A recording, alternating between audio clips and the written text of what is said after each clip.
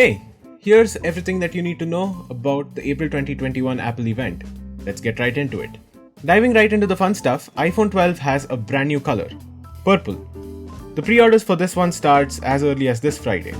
Then they came out with their AirTag, which was pretty imminent from all of the rumors and the update to the Find My app recently. It's a coin-like puck that you can attach to your keys and other small objects like your bag to track them using the Find My app. With an iPhone that has the U1 chip, the app gives you the precise directions to the AirTag that you're looking for. This feature uses the iPhone's camera, accelerometer, and the gyroscope. The AirTag has an inbuilt speaker which beeps when you're close by, and it also features IP67 water resistance along with about a year's worth of battery life. There's also an option to get a personalized etching on the AirTag for free. They start at $29 a piece, but a 4-pack costs just $99. Moving on to the Apple TV, they managed to put it on steroids by throwing in the A12 Bionic chip. This means that the new Apple TV 4K can play full resolution HDR content in high frame rates. There's also a new way to color calibrate the signal coming out of the Apple TV using an iPhone, which I must say is a genius idea. Reminds me more of the initial pairing process that you have to go through on the Apple Watch. They took us back in time with the new Siri remote, which looks exactly like the first generation Apple TV remote, but with a few extra buttons. The design was picked up right from the new iPhones, but getting the click wheel back with the same controls of an iPad, man, they're causing some major nostalgia. This one's priced at $179 for the 32GB variant and $199 for 64 gigs. Then came one of the two big drops, the M1 iMac. 7 new colors that are reminiscent of a rainbow and a design that looks like a big old iPad propped up on a $500 stand.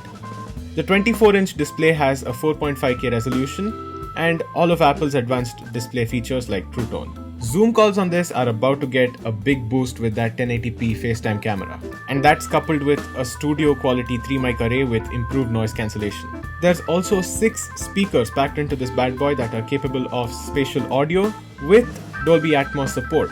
With the M1 chip inside, they did manage to make the whole logic board tiny, and they showed off the fact that there's only 2 small fans for thermal management and also a ton of free space inside. It comes with up to 4 USB-C ports, including 2 that are Thunderbolt ports. But the port that blew my mind is the power port on the back. It's magnetic. I guess MagSafe is back. The cable that magnetically connects to this port is color matched to the iMac itself, and it also has a power brick with an inbuilt Ethernet port. Another genius design. And if that much color wasn't enough for you, they also threw in color-matched accessories. The new Magic Keyboard has Touch ID built in and a more rounded design. Well, someone cranked up the border radius here.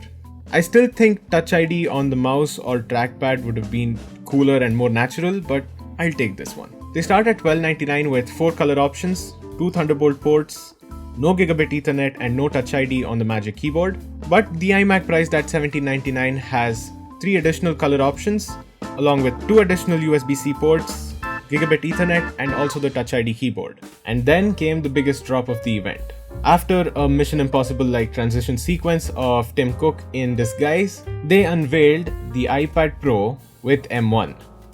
Intel must be furious right now.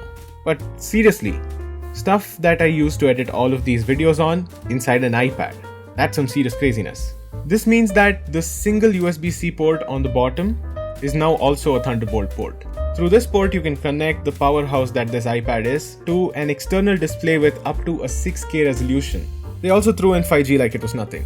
And then they upgraded the front-facing true depth camera to house a 12-megapixel ultra-wide sensor with a 120-degree field of view. So Zoom and FaceTime calls on this iPad 2 are about to get wild.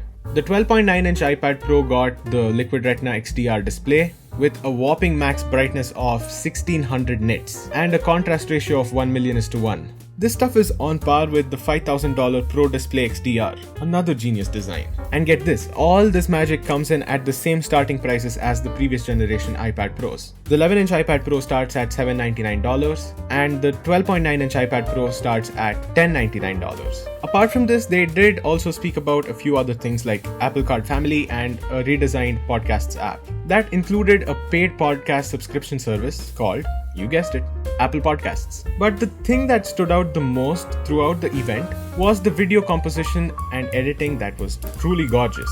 This inspires me, and I've let that inspiration flow into a few other videos of mine, which you will want to check out now. So thanks for watching.